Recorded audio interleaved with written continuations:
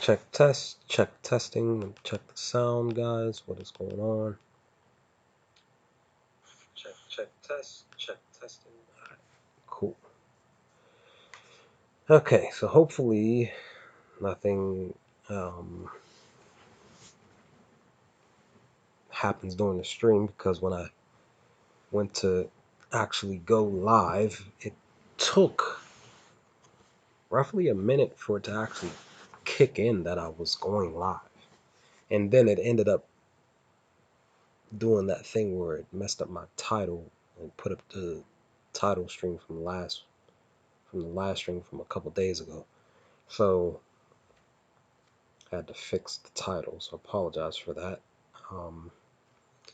So this live stream will be the Geass episode 3 discussion.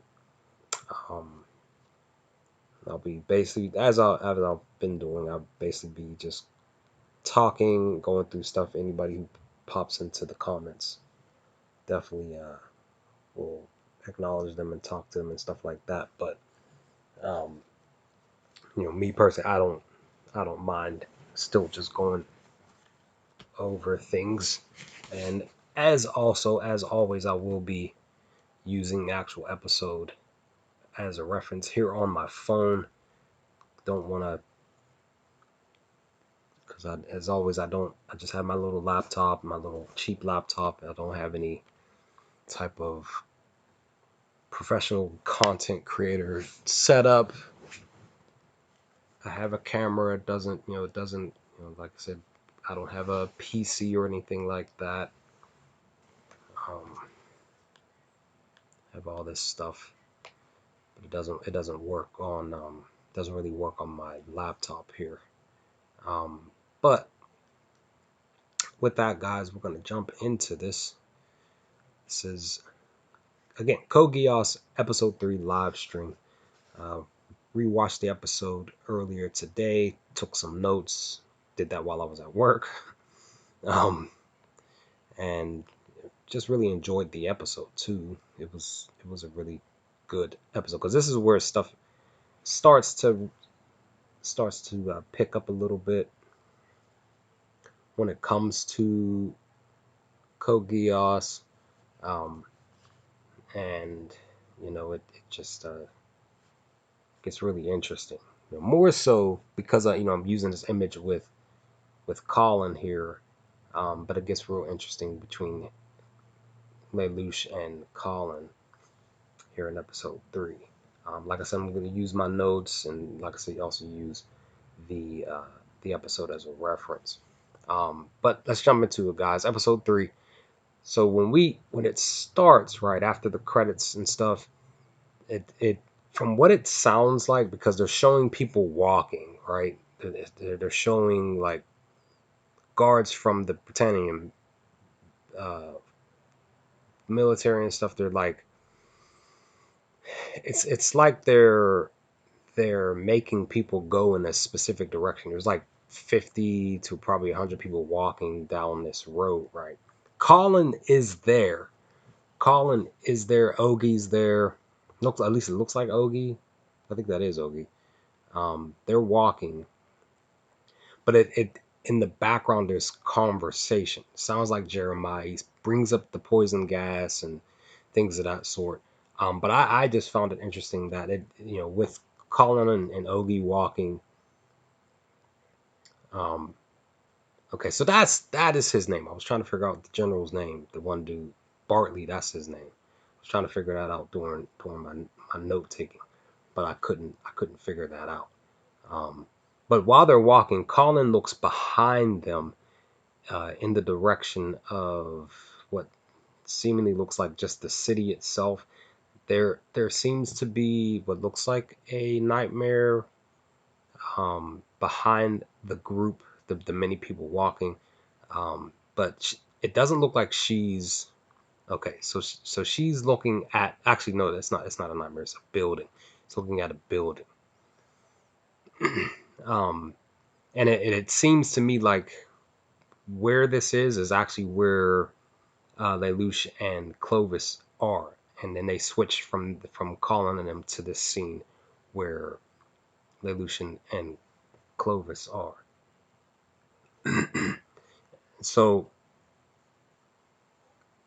once they switch to the scene, right, they're bringing up, Clovis is talking to Lelouch. He's like, he grew up, and Lelouch got the gun in front of him, and Clovis says, I thought you were dead. Um, and he's like, what a blessing to have you back.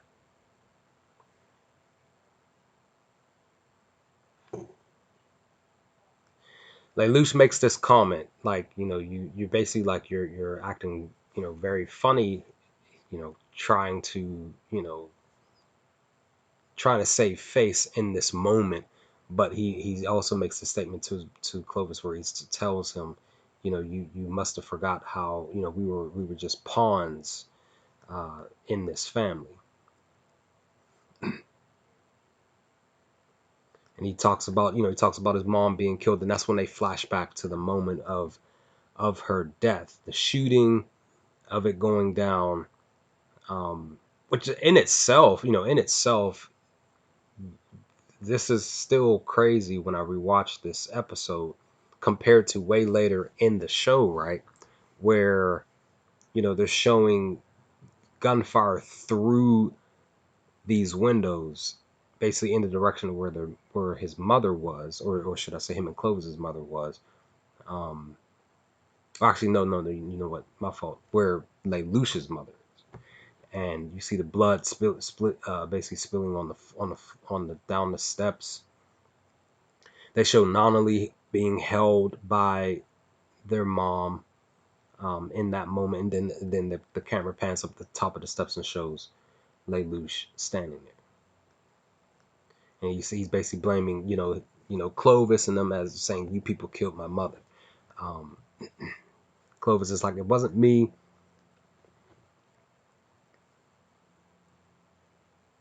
and then this is when he uses the Geass. Now, when he does this again, he's basically pouring again. We at this moment in time, when I first watched this and taking this scene in, I don't realize that he's like, yes, he says, you people talking about Clovis and whomever else involved. Me, I did not know that he also had, this anger. Again, this is not a spoiler free discussion uh, video. I will try my best not to give out too much information for those who may be watching, but for those who may be interested in watching Code Geass, just watching this live stream video. But I will do my best to be subtle in my spoilers, though. That's what I want to say. But watching this scene here with Lelouch talking with his brother and him pouring out his anger at the time, when I first seen this episode, I, of course, did not know where his actual anger was being poured towards, like who specifically he was he was pouring this anger and frustration, this revenge, um, rage towards, But we find this information out moving forward in the anime. But once he used the Geass on Clovis, that's when it locks in, and then he asks him like, who killed my mother, and then that's when Clovis says, hold on, I gotta back up. Again, I'm using the episode as reference.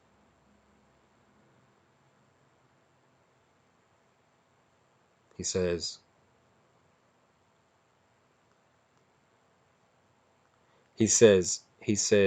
my brother, Prince Snozzle, and Cornelia. You can ask them what happened. And of course, Lelouch's response is, you don't know. He's like they were at the heart of this, and he's like he realizes like Clovis, you don't know any more information.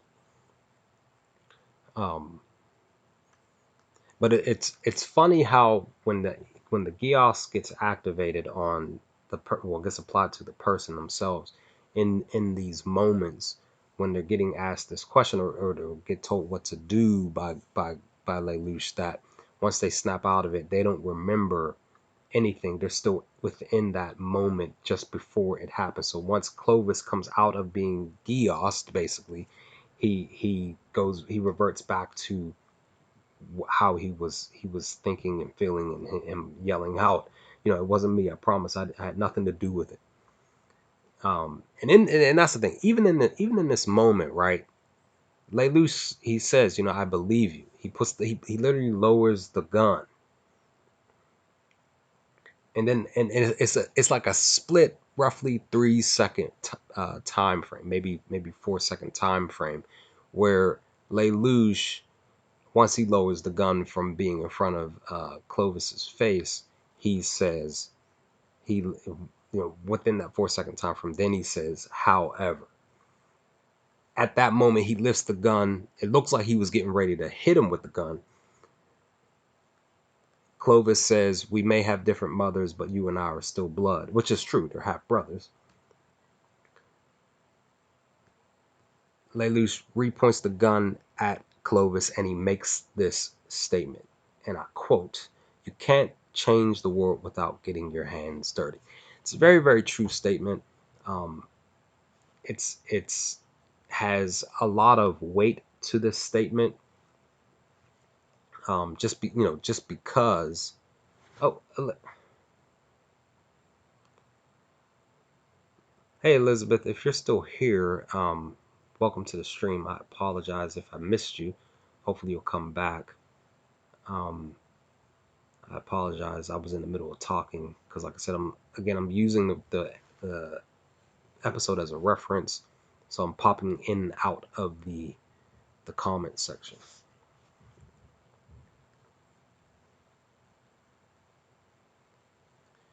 And then once that happens, once Lelouch ends up killing Clovis, then we switch back to, we switch over to Lelouch being back at school, basically, where he's with there's Rivel, Millie, Nina, and Shirley plus Lelouch in the room. She snaps, she basically bops Millie bops Lelouch over the head with um with her rolled up, balled up paper.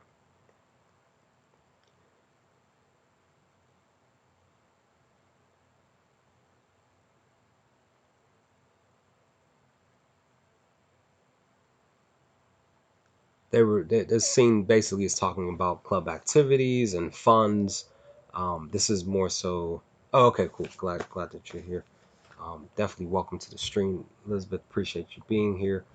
Um, in this moment here, in this scene where they're just it basically went from serious to more of a what's the type of scene I'm trying to best describe. Um, Like they go from a more serious scene with him and his brother, him killing his brother, to just mellow and more of a comical scene in my from my perspective of this scene here in episode 3. Um, because they're just, like I said, they're just having normal conversation. I definitely know for a fact that Lelouch's mind is not where he's at in the moment in time. We find this out, moving forward in this episode. But he, he's basically having regular conversation with his friends, basically his schoolmates. But what's funny about this scene is they're having just regular normal conversation, and then um, during the scene, uh, Millie brings up uh, Shirley's cup size, which is very, very hilarious. I love how the mood can go from extreme drama to comical and funny tone. Right, right, right. And it happens a lot throughout the episodes. Because I honestly feel like for us who are, when we're first watching, this show and moving forward in the episodes, when there are moments where we're expecting nothing but action and fighting and stuff, that they can quickly change that in a drop of a hat and switch to something very comical, and you're just sitting back like, oh man, you because you're so in tune and ingrained in what's going on right there in that moment that they switch, and you're like, no, go back to what was going on, because you in each of those moments within this anime, you really want to know how things are going to finalize in those moments, in those battles, in those fights. But at the same time, I do enjoy the fact that we do get the chance to kind of it's basically like we have high blood pressure, and then we have to, the next scene where it's comical is helping to lower that blood pressure down, because you're more or less like stressing over what's going on in the episode. You're anxious, all these emotions are happening, and then eventually you're just like, it brings you back down, so you're just like, oh, okay, I can, because a lot of times when I'm watching anime, sometimes in these moments I'm holding my breath sometimes, and I have to remind myself to breathe. It's just really really hilarious. Yeah, it's a little jarring on the first watch. Yeah, it definitely is. um and see, that's when that occurs in the scene about the cup size. But then we switch. I'm gonna go back to the episode here. In this scene, we're switching to,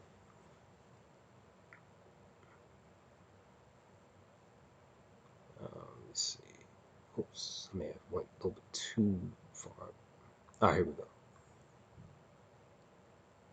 She called. Okay, Shirley called Millie a perv.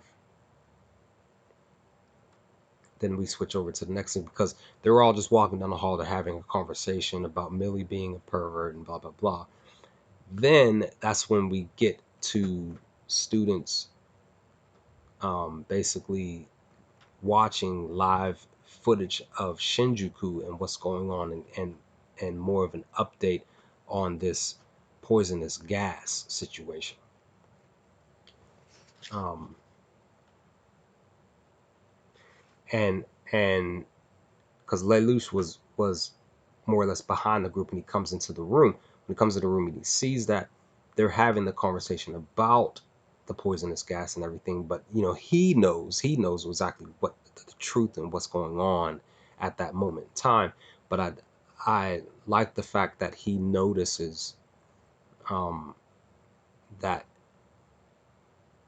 it's a cover up, that they're calling it one thing when he knows for a fact that it's totally a different situation in this moment. And that, they definitely do this a lot. Even in real life, something specifically happens, and they decide to flip the story to try to keep the basically like the town, the city, or whatever the case may be. They're trying to keep the trying to keep panic from happening. um, but people are still going to be worried, because again, this is still a story that they decided to go with. And people are still gonna have worry in their heart, wondering what's happening. How serious is the issue at the moment in time? Is how are the authorities handling the situation? Is it really rectified? Is something else going to happen afterwards? In these moments, there can be panic, but again, the higher ups are trying to keep people calm, but they, of course, they're not going to be calm in these moments. Um, and then we switch to Jeremiah and Cornelia in the car. Something interesting that I noticed during their conversation. Let me see. Sometimes, yeah.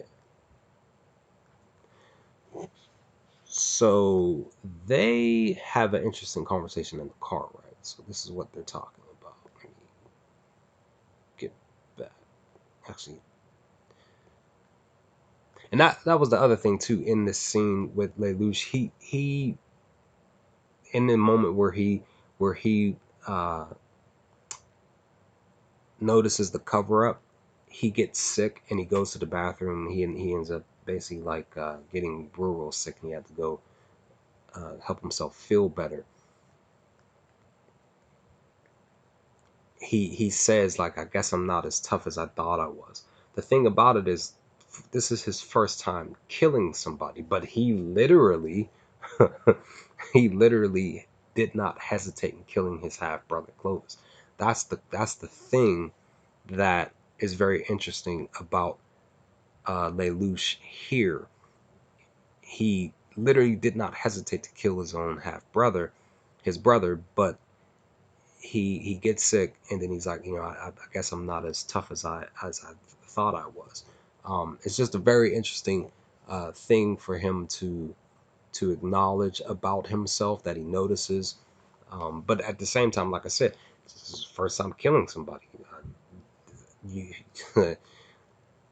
I know for a fact that he probably was thinking, I never would have done something like that, but he did it anyway. Let me back up again, because I gotta get back to this Jeremiah Cornelia scene here. They're riding in the car. Ex civil servant.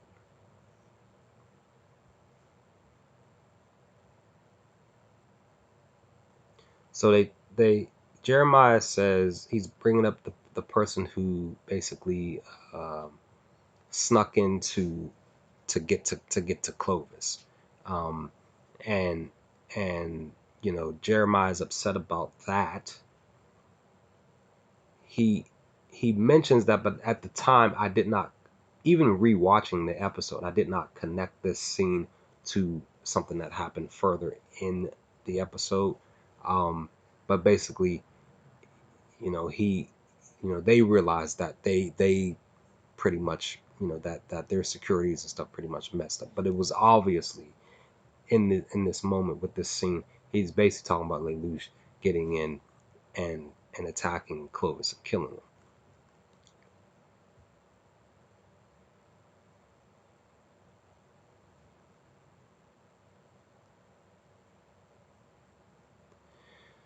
Cornelia mentions this. She told Jeremiah, now that Clovis is dead, we purebloods. She was getting ready to say something else, but Jeremiah stops her in her tracks. He says, let me handle this. We still have to woo them over to our side. It was a very interesting conversation between these two, specifically here, because it made it seem like it kind of, for me, when I watched this scene, it made me think like they were um kind of thinking of possibly maybe going to try to get Clovis out of the way themselves, type of thing. Like that was the plan, for as far as these two are concerned. Um, it just in this moment with them having this conversation, and Cornelia saying that line, that saying that statement, and bringing up pure bloods and all of that, that it made me think like, maybe they were already plotting something against Clovis anyway, but but somebody else, of course it was maybe somebody else, did it for them. Again, that just literally was what I thought about when I got to this scene in the episode.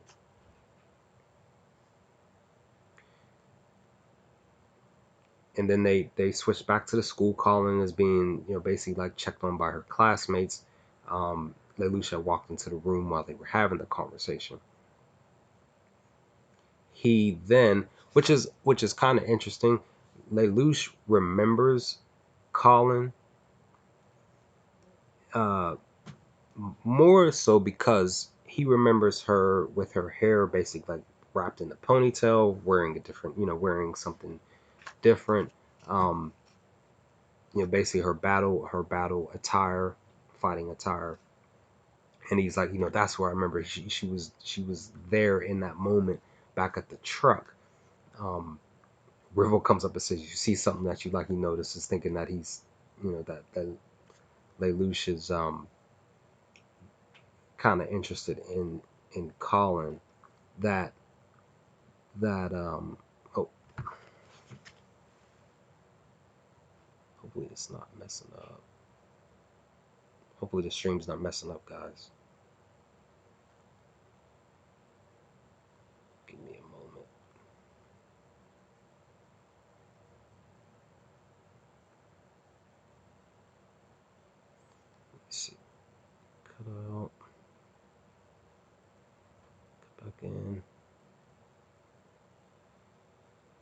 seems fine. Because when I came back from the episode back to the actual live stream, just check the comments, make sure I'm not missing anybody. Um, it was basically like kind of buffering on my phone, but everything's fine. But Colin, I mean, sorry, Lelouch was basically saying in this scene that he was saying, like, Colin, let me go back.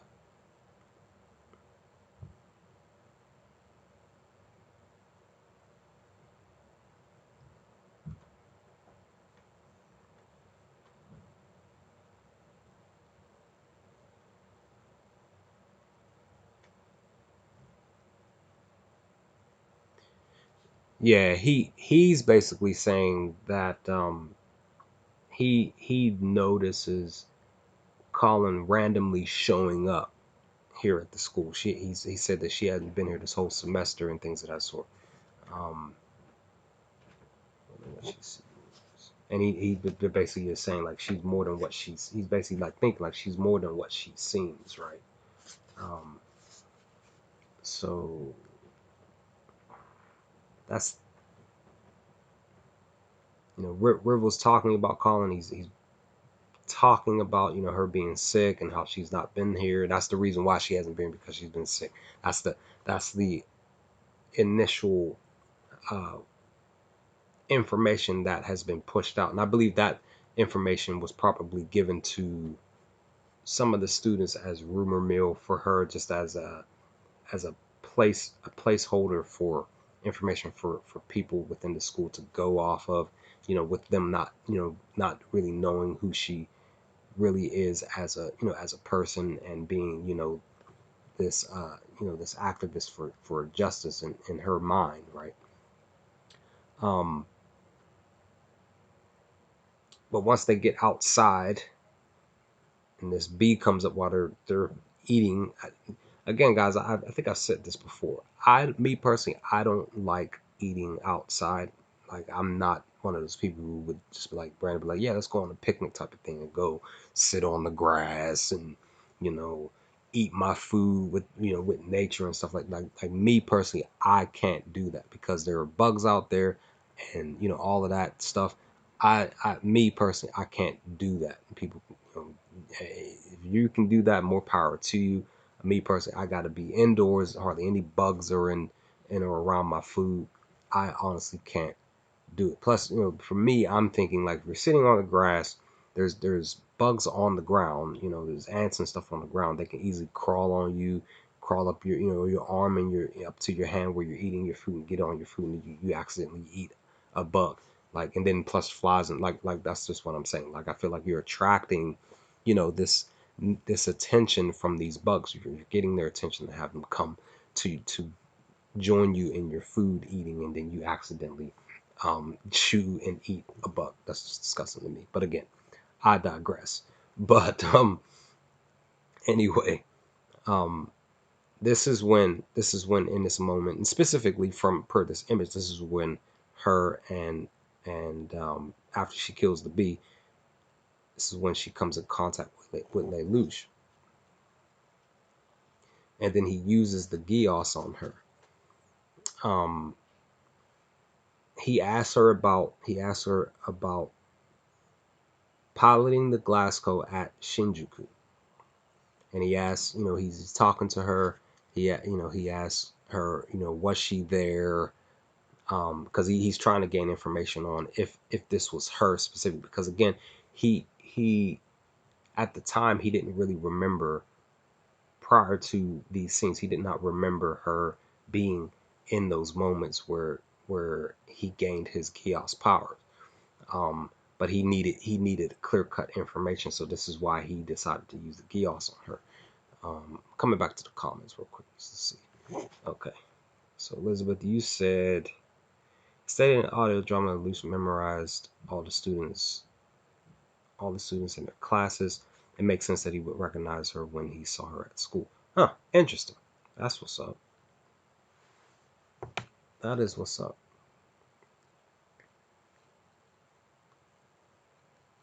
But also within that, it just goes to show you that Lelouch, he basically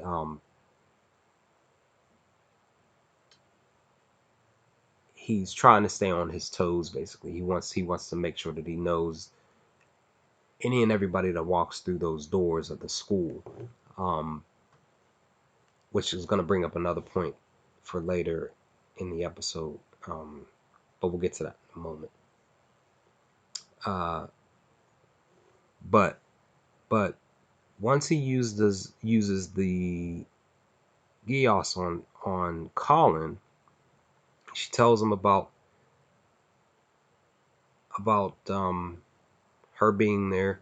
She says to him she's Japanese, but technically she's half Britannian.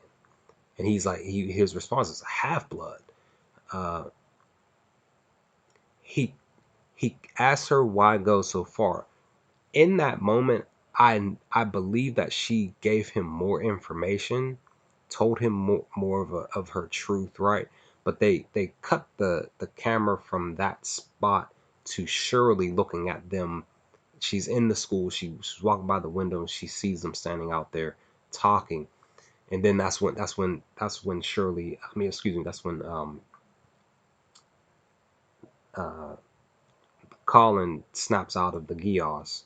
And then of course that's when Lelouch tries to reuse the Geass again, and then of course he finds out that it doesn't work a second time. But again, in this moment when he asks her, but why go so far? I immediately was thinking like, well, oh man, she probably gave him more information, um, but they cut the camera over to where Shirley was in the school, and then of course that's when Shirley decides to yell out and talk to them and stuff like that. But again, the more important parts are what I just said there, and then also him noticing that the Geass cannot work a second time. Very, very shocked that he couldn't use it a second time. Um, and also also him putting himself out there like, oh man, Colin, you know, she's like, why would you talk about Shinjuku? And he's like, well, it doesn't work. You need to go back to class. He's like trying to force her, and she's like, nah, the Geass doesn't work on her for a second time. And he starts backing up in like a defensive mode, like as if he's getting ready to fight her or something. But then again, that's when, like I said, that's when Shirley decides to yell out and say, hey, it's time to head over to the lab and blah blah blah. And Lelouch is saying, it's my time to set up for class and I got to run off. And he realizes that the Geass doesn't work for a second time. But that again, that scene there with him and Colin was very, very interesting in itself. Come back to the comments. Okay. It was just like I said, guys. It was just something that I noticed when Collins, when Lelouch asked her why go so far. She more than likely gave him more information, but we didn't get to hear that information at that time.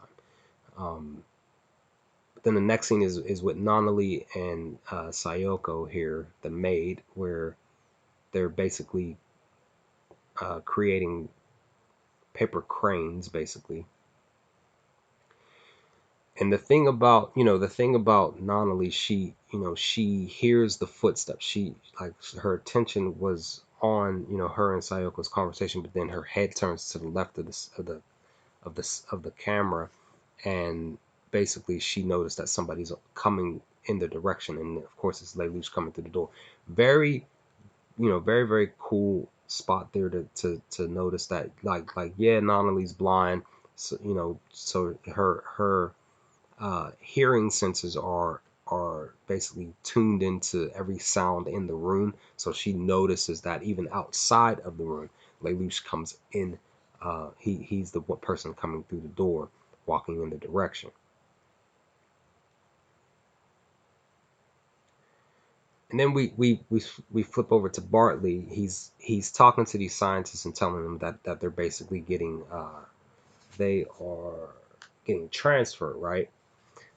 Um, I actually went back and looked at uh, my reaction to this specific scene here with Bartley and the scientist, because there was something key here. They because a couple of things. Bartley mentions that this experiment where they were talking about, basically the poison gas and stuff, like this was supposed to be an experiment with these things that they basically had C2 inside of, right? They're showing them in the room. Um, I did not pick up on that when I first saw this scene. I did not notice that because it's very the actual um, thing that C2 was in is very visual and very big. Um, and I did not, again, they're actually showing these things. I did not notice that when I saw this specifically here. I didn't notice this during the scene with Bartley and the scientist.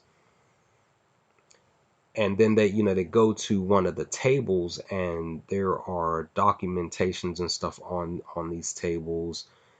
And then they show a picture with a specific person sitting in this chair, and they're basically like locked into this chair, right?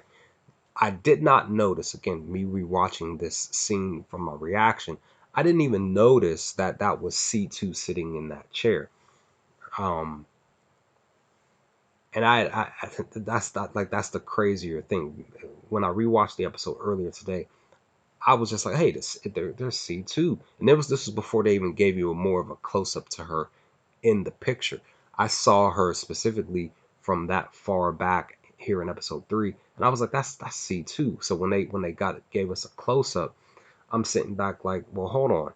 What was what was my react? I should have, maybe I did notice, maybe I didn't notice. So I went back and rewatched my reaction to episode 3, and I did not. I it showed C2 in the chair.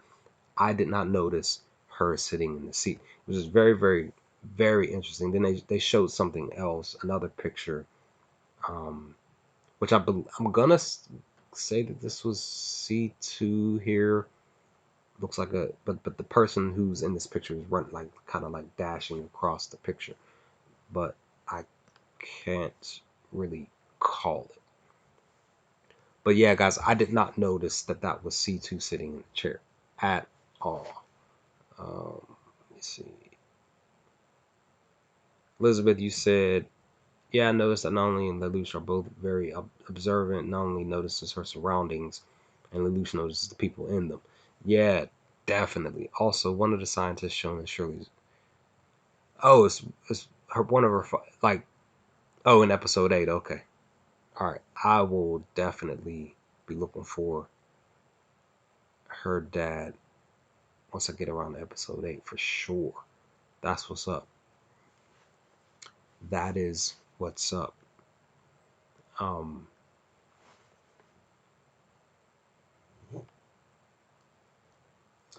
but then after that scene, but like I said, guys, I did not notice that stuff when I first saw that scene with Bartley, him talking to the scientist, the the machinery, well the what you call it, that was holding C2 um in that machine, and then also the picture of C2. I did not notice that until rewatching the episode again. I was just like, man, like how did I not at least pick up those two key things right there and then? Um, But once we switch back to Nonali and Lelouch, go back to my notes here. Basically, Nonali's talking to Lelouch about the basically she's talking about the crane. You can tell Lelouch really truly cares about Nonali.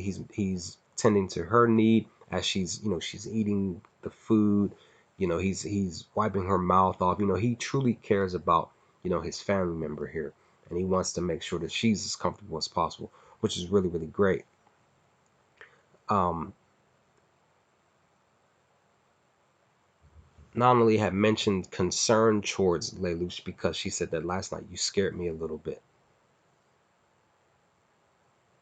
He that was basically, Lelouch had just, basically came from killing Clovis, so he was still going through the mental uh, emotions of those moments and still replaying that moment in his mind. Um, and more than likely, when he got home, um, which again, their home is a very interesting situation in itself. That um, Nonali noticed that. She could sense that about Lelouch. Probably probably wasn't as talkative. Again, they didn't show the scene of him going home, of them having a sit down conversation. She still more than likely just noticed Lelouch probably wasn't talking as much, because again, he had just literally killed somebody. A lot of times, even in movies, whether it's anime or whether it's just a regular, live action film, you do see that a lot with characters where they kill somebody for the first time. They try to go home and just try to be normal, and they can't be because their mind is still on the situation that occurred and just happened. And so they definitely, as always, the person will always be more than likely not there. Well, they'll be there physically, but they won't be there mentally. So I kind of figured that Luce was definitely very quiet, hardly any conversation with anybody, including Nonali. And Nonali noticed that. That's why she was bringing that up with him and hearing this scene. And Nonali brings up the cranes and a thousand wishes. They again, this is, to me, this is more of a hint for later in later in the show. But they're talking about the wishing, making a wish. Nonali basically says, you know I wish the world was a gentler place. Again, this is just, it's very subtle that they put this out here like that, because again, for us, for the first time viewing this, we're basically just sitting there like, oh, that's very sweet of her. I believe that we all can agree that we all would want, the world that we live in to be, like she said, more gentle, more kind, more peaceful. But again, this specific scene was definitely a hint for basically season two, in the anime. Which again, I just was just like rewatching this episode, just seeing the scene, just I was just like, man, like they don't even realize what's coming down the line, many episodes from now. Just this conversation specifically is definitely a huge hint for what's to come moving forward in the anime. And even what Lelouch says here, um, talking to Nonali, this other statement that he makes, um, he basically said, maybe one day, let me go back. I'm gonna go back. When the day finally comes that you can see again, I'm sure that it will be. And that's the thing with it again. I think I brought this up in my last stream. I think it was, where I brought up this movie. It's with Matt Damon. I forgot specifically um, what the movie's called, but this is spoiler information for this film. I don't remember the name of it, but basically in the movie, because again, this is like futuristic stuff, right? But at the same time, it's in the world of Code Geass. This is 2017, but they have all these high tech weapons, machines, and stuff. But again, with Lelouch making that statement about not only hopefully, we're basically, he's basically saying like he's definitely, uh he has very high hopes that she will be able to see again, right? But this Matt Damon movie, in this movie specifically, again, spoiler information for those who haven't seen this film. I apologize for putting this out there, but it just reminds me because of the way that Code Geass is set up in the world. of Code Geass. Um, that in the Matt Damon film, whenever somebody gets hurt and or sick in this specific world, there's a way to get on this machine, and basically the machine will heal your broken bone and or cure your illness or sickness that you have. You're just completely healed. No more broken bone, no more illness or sickness, and you're good. You can just live your life and you're good, right? So here in Code Geass, when Lelouch said that to Nonali, when he says, when you get the chance, when you get the chance to see again, I sat back and I was just like, man, like that just reminds me of the film from back in the day. Hope you okay. Hey, appreciate you, Dragon Fist. Thanks for stopping by. Um, definitely appreciate that, dude. Hope you're doing well as well. Hope you're doing good as well. I'm doing all right. Doing all right.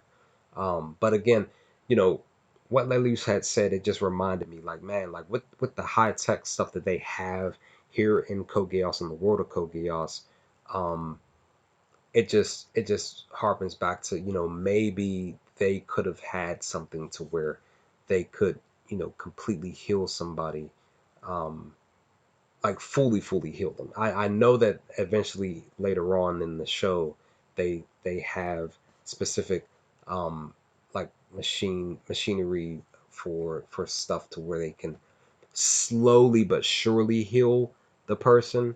um but we'll dive into that scene moving forward, once we get there. But uh but with that Matt Damon movie, it just kind of reminds me, like, with these high tech stuff, I feel like they could have possibly had something to where Nonali would have had her eyesight, way longer, way prior to, these moments where she's having conversation with her brother, Lelouch. Um, but again, I'm just talking about, in this moment here in episode 3 where they're having this discussion about that, um, without knowing and realizing what's to come down the line moving forward. So that that happened. That conversation happened with them and the crane.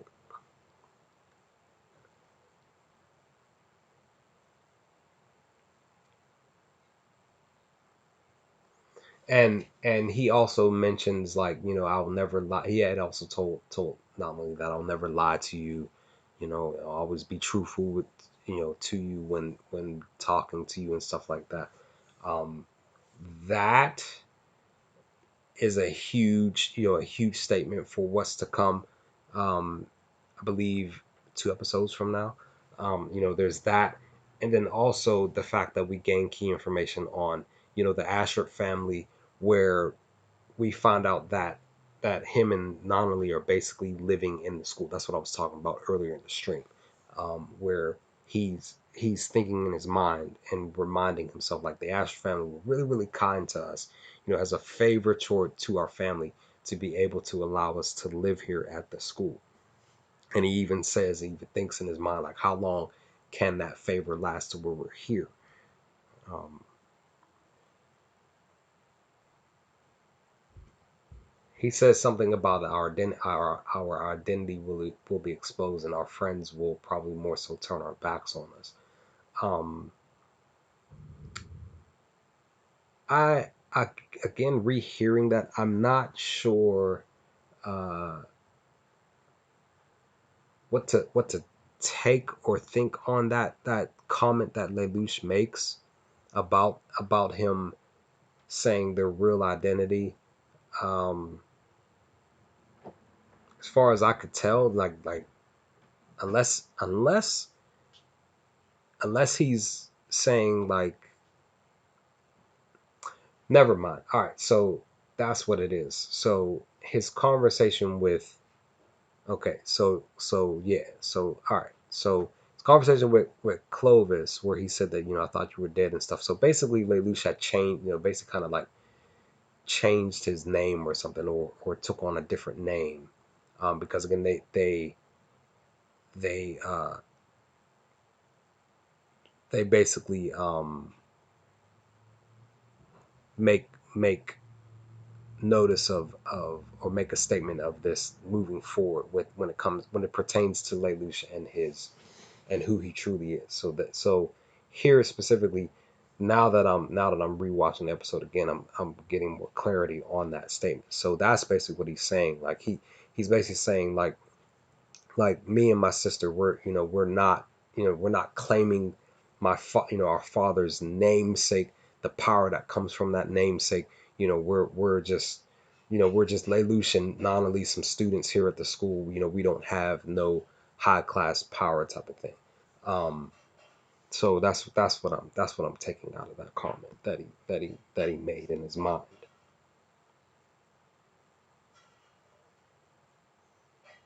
And he says he has to build a world where not only can find peace and happiness, and then not only does the basically the what we call the pinky swear, but it's claimed as a Japanese promise.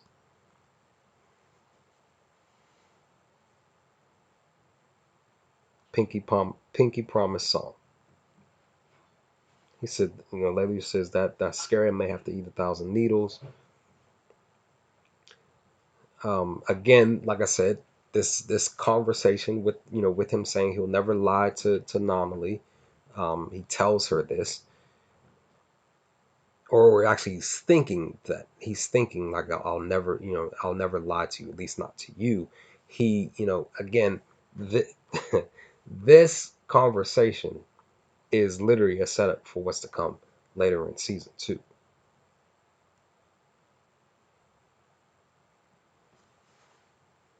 Okay, just have to go back to the comments.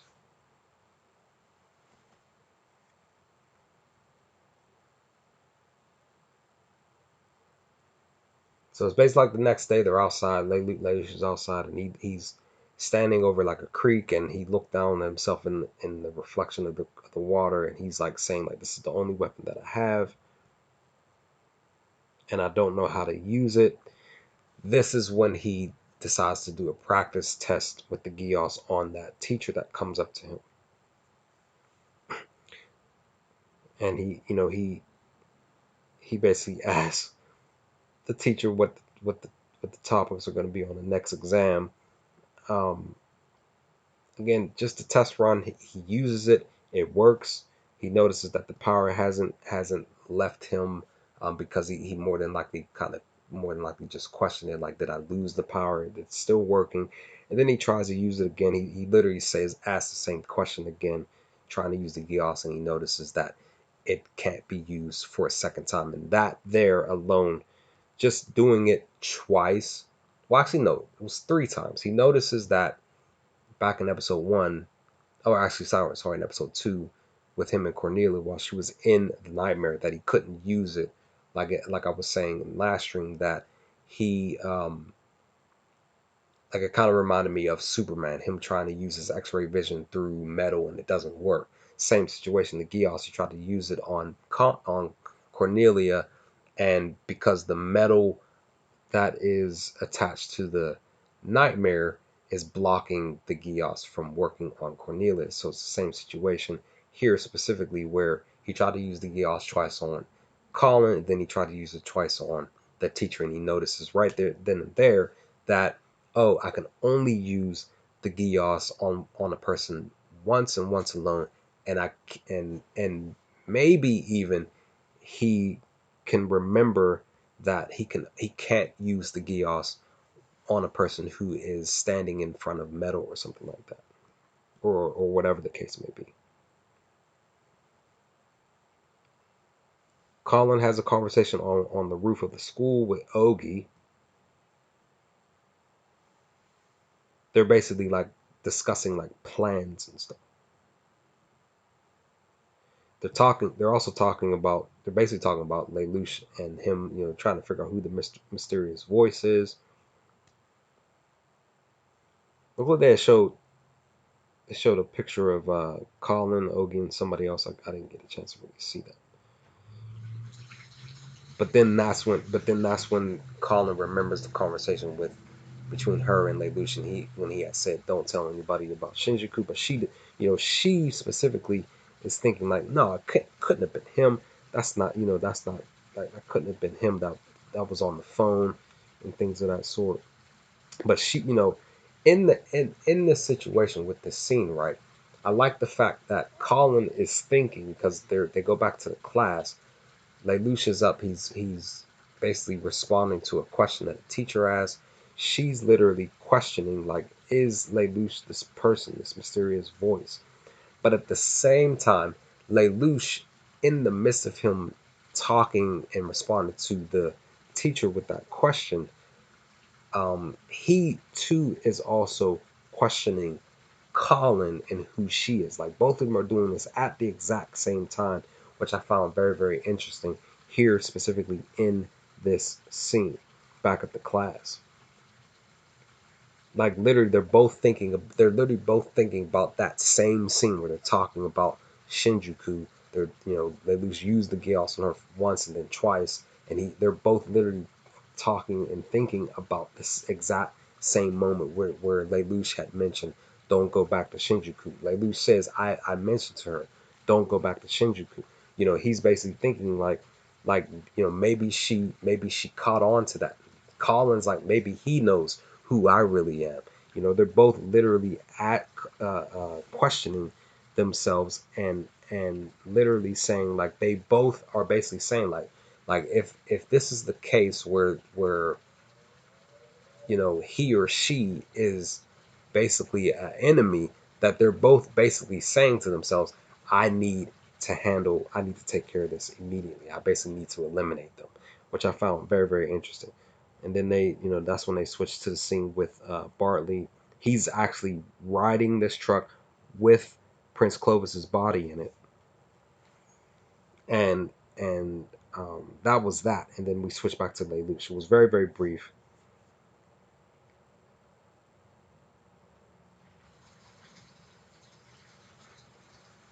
Because we're back at the school, bells ringing, and Lelouch is like, Shirley asked him if he wanted to do something, and this is when Lelouch decides he wants to actually have the conversation with Colin. Here, he comes up to her and asks her, can you come with me real quick? We need to talk. We need to have a conversation. Literally, they were getting ready to, because Colin even says, I needed to talk to you about something as well. Literally, it was getting ready to get real in this moment. Oh, wait. Move too, did it move too fast? Or, yeah, it moved too fast. I don't know what happened. I backed out of the episode and then came back in, and it fast forwarded.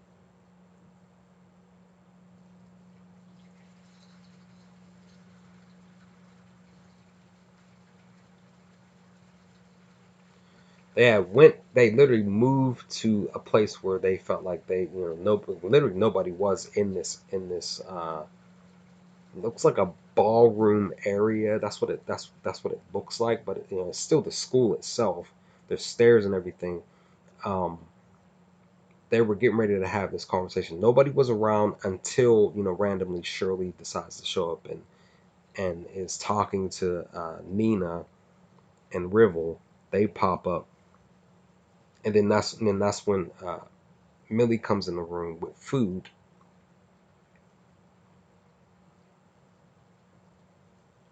because literally in this scene there, it definitely seemed like I felt in my mind rewatching the scene that I felt like if they had the moment to actually have a serious talk about that conversation back in the yard, that they probably would have ended up fighting or trying to take either one of themselves out in this scene. But of course, that didn't happen. That's when their friends decided to pop up.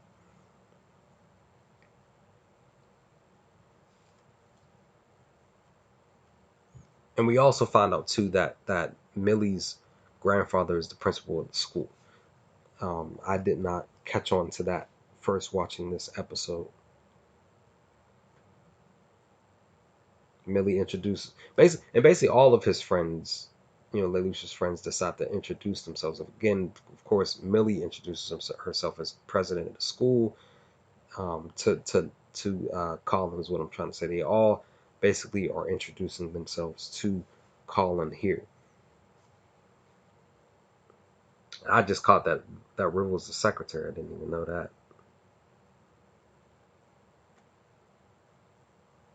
And then Nonnally shows up. She shows up with dessert. Basically, she has some cupcakes and stuff. Looks like.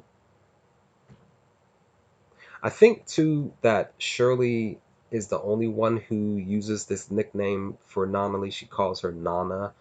I think that she's the only one that says that to Nonnally.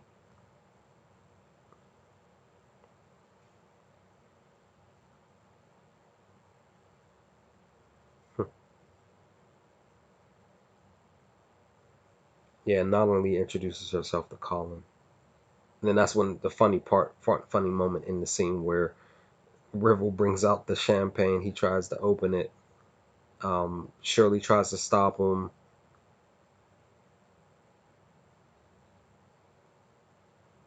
Rivel passes the champagne to Lelouch. He catches it, but he doesn't really know what's going on. It's like he wasn't paying attention. He falls after Shirley tries to take the champagne out of his hand.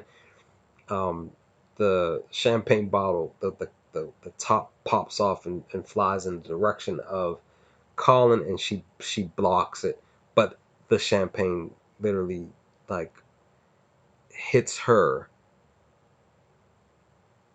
hits hits hits her on the head, and now now that she had to get her clothes washed. Now the interesting couple things in the coming scene here is basically with her and Lelouch, right? Shirley, I mean, Colin is taking a shower. Lelouch is the one that decides to bring her a change of clothes. That's the first thing that even I noticed in my reaction, without going back and watching my reaction to the episode. First thing that I noticed is that Colin's bringing her a change of clothes, and I'm like, he's a guy. He's walking into the shower room. You know, Colin's basically, naked in this room, and he's the one. I'm sitting back and thinking, I'm like, shouldn't another girl be the one to walk into the shower room to give give uh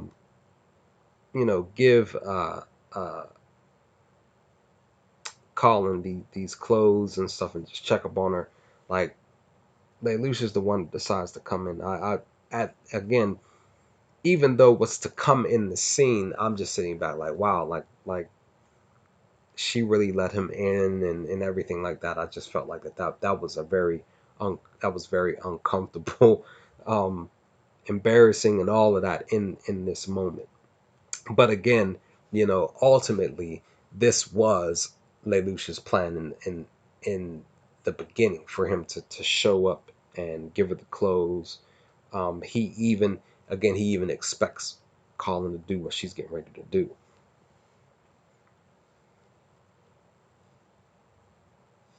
He even mentions to Colin that he lives here because she had mentioned that he that was fast that he went to get the clothes and stuff for her. He talks about Millie's grandfather, the principal, allowing them to stay there. Him and Nolly to live at the school. Like, Luce decides he wants to get ready to leave. That's when Colin tells him to hand her the pouch that's sitting next to the on the sink. And of course, me watching this scene, I didn't realize that what the pouch really was in itself. He hands her the pouch. She goes to act like she's grabbing it, but she knocks it out of his hand. She grabs his wrist. He says, "You really are a live wire." Colin asks Lelouch, "Were you the one that was in Shinjuku?" Talking about the person on the voice. She tells him that, "Don't play dumb. You're the one who mentioned Shinjuku earlier in the day." He's like, "Why did you ask? Is there something wrong with Shinjuku?" That's when she picks up the pouch again. Me seeing him grab the pouch and give it to her, I did not know that the pouch itself was basically a weapon. Like literally, that pouch looks like a regular pouch, right? It's a freaking knife. Like, come on, son. Like, seriously, guys, I did not know that was a that had a knife attached to it, and she could easily basically activate the knife to pop out, and she can just use it as a weapon. But then that's when the phone rings again. This was all a part of Lelouch's plan in the beginning, anyway, because he basically sets up the fact that he answers the phone, he plays it off like some person that is calling herself, hands her the phone, and it's basically him through over a recording, and they're having a conversation, and she's questioning like, oh wow, did I make a mistake? It's not him that was on the phone talking. That's not him over in Shinjuku. She's like, was I wrong? you know he Layla basically tells her over the phone through the recording, we need to meet. Um, we need to meet. We need to meet at the Tokyo Tower in 2 days, 16 hours. He even calls her Q1 because he called her Q1 while he was directing her to do what he needed her to do so she can get out from being attacked by Jeremiah in episode 1. And then again, too, he makes up a story saying like there was something about a game and people getting hurt at this game during at Shinjuku. That's why I told you don't go back to Shinjuku and blah blah blah. I was trying to warn you about you know about about something dangerous that could have happened to you during a game. Just Lelouch is a beast for that, in my opinion. Just a beast for what he did here, specifically in this scene between him and Colin. Just dope. And that's the other thing, he used Sayoko, the maid, to be the one. He uses the Geass on her to be the one to pick up the phone, use the recording, and call over to the shower room.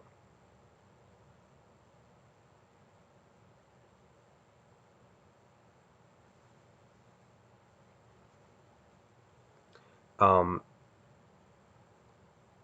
then him and Colin are just walking down and having casual conversation about stuff. And they're also he also brings up spending more time around the class president, telling her to get used to that.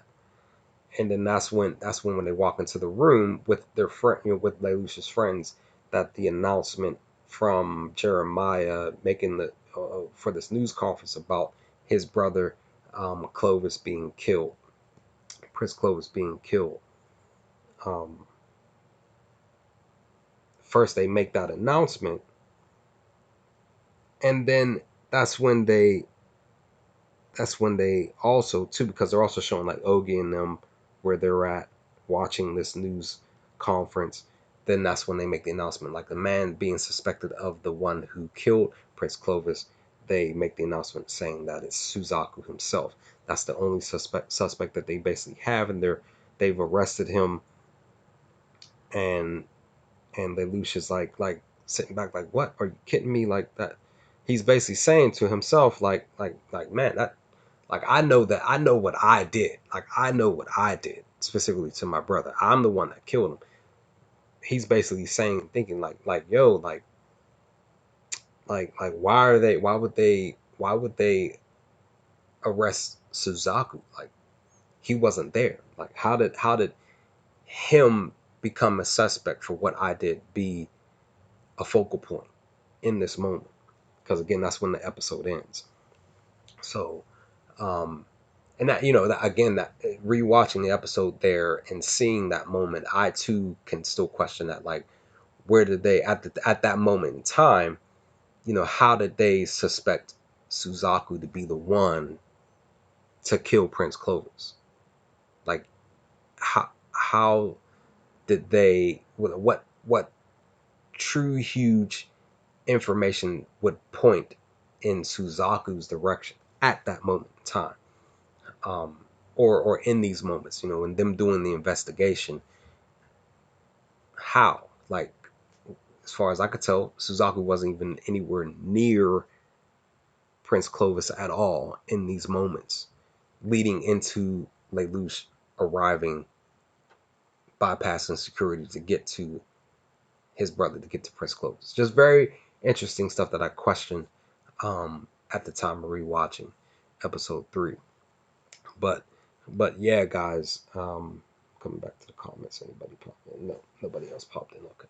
So yeah, guys, this was a great episode. Again, this was just stuff that, you know, that transpired, stuff that I was thinking and rewatching. Even like I said, when I watched my reaction to key parts in this episode that I just didn't pick up on. And even watching it for the first time that I did pick up on, I was like, well, hold on, wait, that doesn't make any sense. Um, that I decided to bring up here in this live uh, stream here, guys. But yeah, just Code Geass is just a great anime, man. Like, it just really is a great and fun anime, and it's a rewatchable anime. Like, and there are key things that happen in each of these episodes that are big and small, that, you know, that you, again, if you're watching it for a second time, you don't pick up on, or if you've watched an entire first season, you go back and rewatch it again, you're just like, oh man, it happens all the time. Whether it's anime or a TV show, you know, you rewatch and stuff, and you're just like, oh man, why did I see that the first time? Because, you know, you're so ingrained and tuned to a lot of the episodes, trying to, you know, pay attention to key things, but those key things don't there are many key things that you don't pick up on right away. But when you watch it again, you're like, oh man, I wish I had caught that before. But you know, Code Geass is just really really fun, really really great anime, guys, and I'm just loving rewatching these episodes and now talking with you all about them. Um, but you know, with nobody here in the comments, just, it was cool like Kool-Aid. I enjoyed just talking with you all, giving you all my thoughts on this live stream. So if you made it to this live stream up to this point, definitely appreciate you watching this video or watching the replay. But with that, I am about to be out. So let me know your thoughts in the comments if you feel up to it, guys. But other than that, I will talk to you all and holler at you all next time with more Code Geass live stream discussion video, guys. Peace.